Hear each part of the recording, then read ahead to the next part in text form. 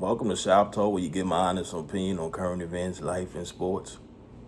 Let's get into it. Game 5, the OKC Thunder versus the San Antonio Spurs. OKC went up 3-2 last night.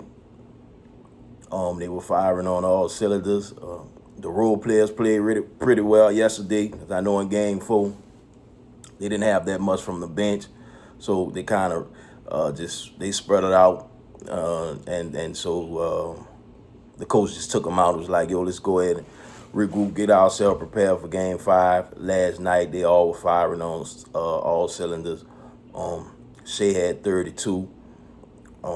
That's the real MVP, I believe. Like I said, he won back-to-back for a reason. And so this situation with Wemby, he's basically playing off raw talent right now. And so I think people overhype him because he's 7'4". And so they always had this little thing where you're saying, like, we never saw a guy like that before. So I thought about it myself and I looked it up. Just imagine if Dirk Nowitzki was 7'4".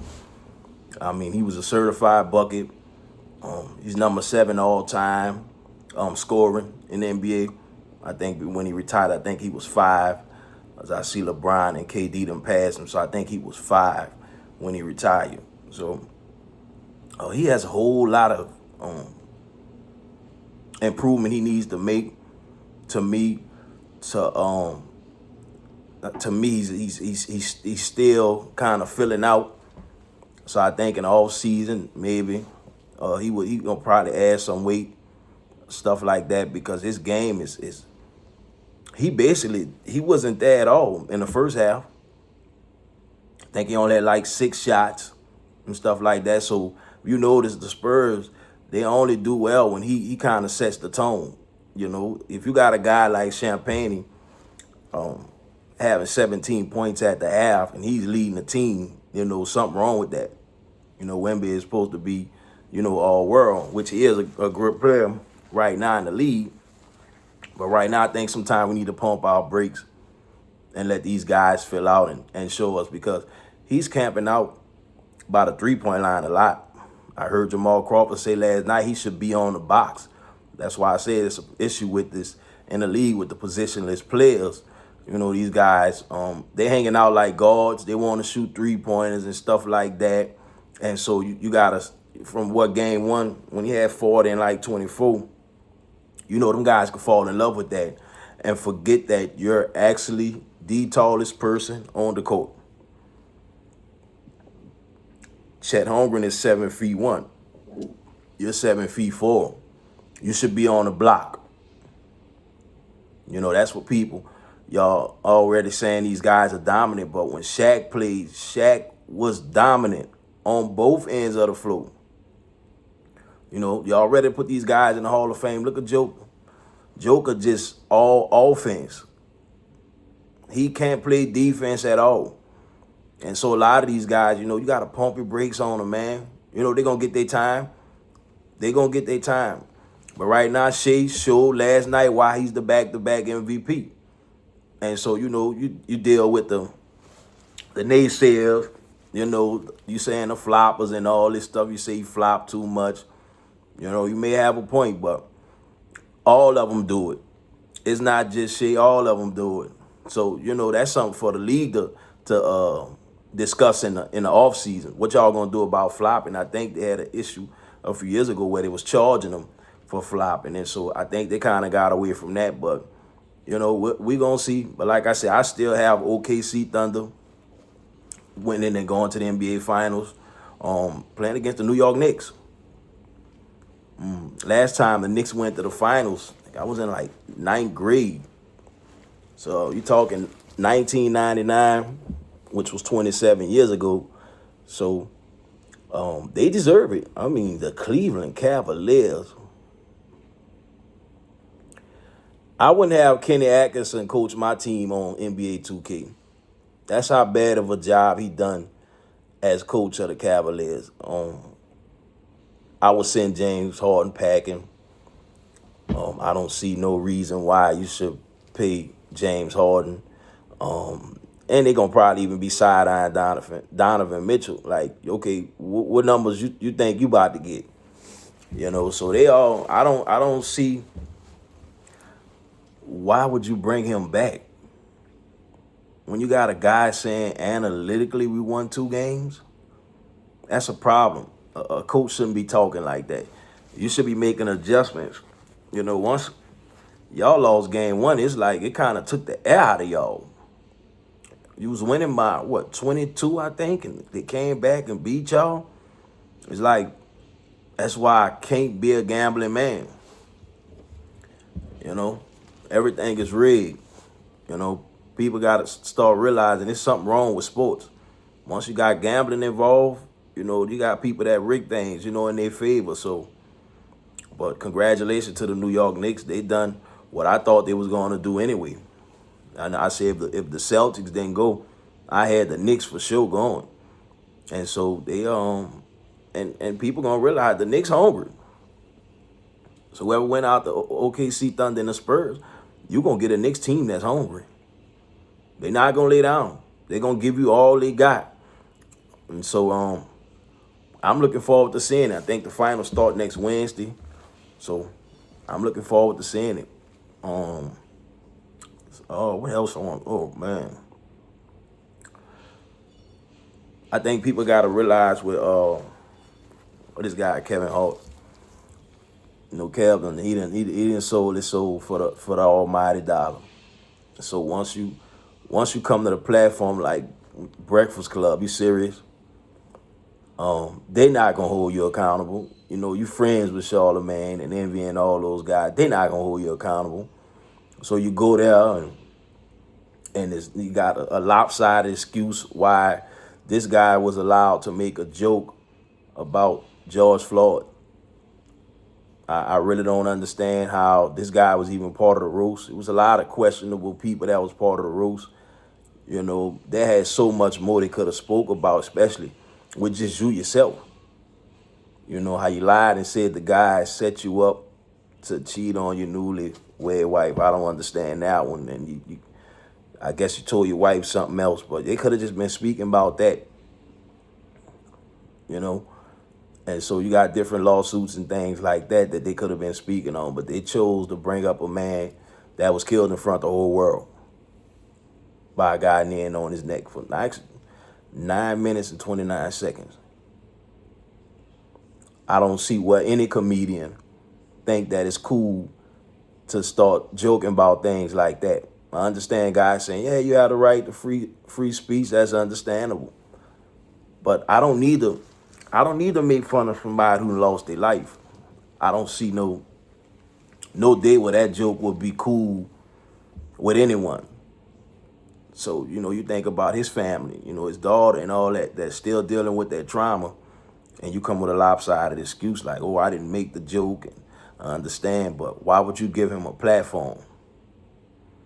And so, once you start selling your likeliness and all that to them, he not going to change. He already made his mind up. He figured he don't even have to give y'all an excuse why the guy was on his platform.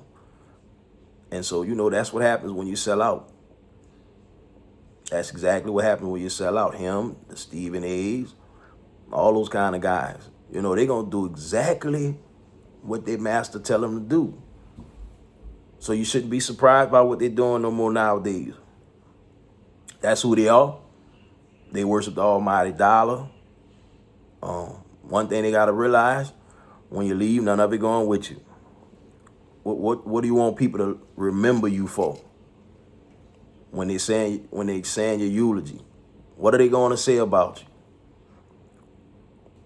We know nobody perfect is roaming this earth, but to make an excuse for that guy making a joke of someone losing their life, I don't even know how you even resurface and you had time to even think about it and give a decent answer. And it's just like people just looking like, that's Kev. It makes you think everything that Cat Williams said in the roast was true. So we can't be no longer These guys, they get to a certain plateau and they get a certain amount of money. They don't really care about black issues when you think about it. You know, you want to find out who a person is? Ask them about their politics. That's going to tell you a whole lot about them. It's going to tell you a whole lot. You know, they willing to brush aside everything this guy has done just to say, I didn't think that a black woman could do it. It's one of the worst human beings to ever roam this earth.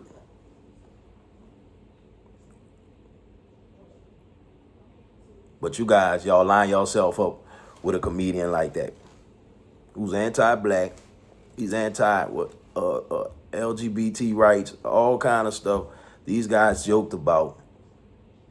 And those are the same people being picked up for crimes against kids every day. Either that or they closeted men. But nobody made a joke about them. You know? But they would turn that into something else. You know, why would you want to infringe on somebody being openly who they are and you're hiding who you are and you hide behind a party because y'all want to see a guy that looks just like y'all run the country? So I don't put them past these people no more. When it comes to the dollar amount, they're going to do whatever they been told to do. And if they got to be against their own people, they cool with that too. Because they figure I don't have no explanation to give my community no more.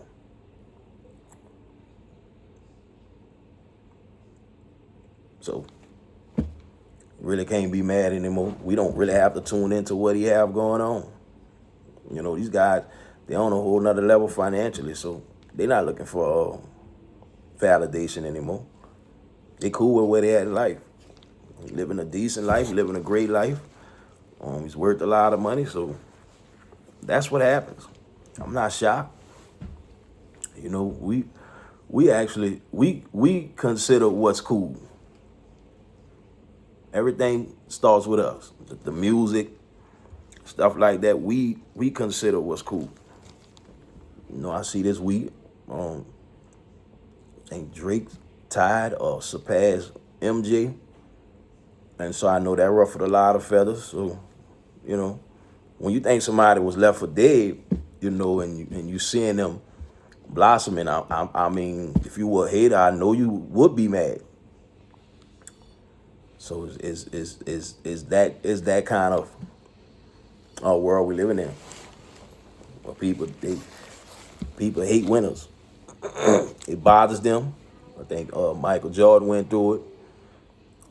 Kobe, a lot of winners went through it. So, you know, Drake done been here before. It's not nothing new to him. So, you know, people count you out all the time. It's life. You know, they got people that judge people when they was kids and it was like, oh, I know you're not gonna be nothing, and some of them be the best people and go on and to be successful and stuff like that. So we all been judgmental in our lives. So I'm happy for Drake and whoever else that's doing well in life in this horrible economy we living in. You just gotta be thankful. So just want to push up on everyone and be thankful for where we at. Like, follow, and subscribe on YouTube. That's at Shop Talk 84. On Instagram, that's contact_CO. That's KONTACK _CO. On X, that's contact_CO. That's KONTACK _CO. And until next time, I always say take care of your mental. Sometimes we gotta put the phone down or just get on something else. I watch a lot of podcasts. Sometimes I do my research, watch some documentary, something like that. I won't let a hard time humble me. I know that. So until next time.